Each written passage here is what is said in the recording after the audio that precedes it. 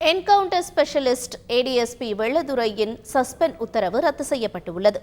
சந்தன கடத்தல் வீரப்பன் முதல் சென்னையை கதிகலங்க வைத்திருந்த பிரபல ரவுடி அயோத்திக்குப்பம் வீரமணி வரை 12க்கும் மேற்பட்டோரை வெள்ளதுரை என்கவுண்டர் செய்தவர் ஏடிஎஸ்பி.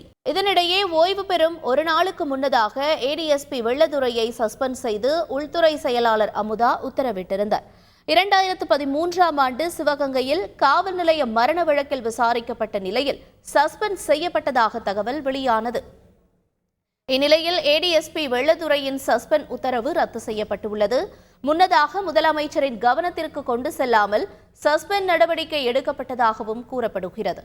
தகவல் அறிந்த முதலமைச்சர் ஸ்டாலின் சஸ்பெண்ட் நடவடிக்கையை ரத்து செய்யுமாறு உத்தரவிட்டதை தொடர்ந்து உள்துறை செயலாளர் சஸ்பெண்ட் நடவடிக்கையை ரத்து செய்திருக்கிறார்.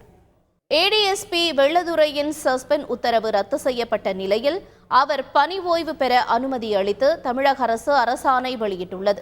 அதே சமயம் அவர் மீது வழக்குகள் நிலுவையில் இருப்பதால் மாநில மனித உரிமைகள் ஆணையத்தின் பரிந்துரையின் அடிப்படையில் ஒரு வழக்கில் 3 லட்சம் ரூபாயும் மற்றொரு வழக்கில் 2 லட்சம் ரூபாயும் அவருடைய பணிக்கொடையிலிருந்து பிடித்தம் செய்யப்படும் என்று அறிவிக்கப்பட்டுள்ளது.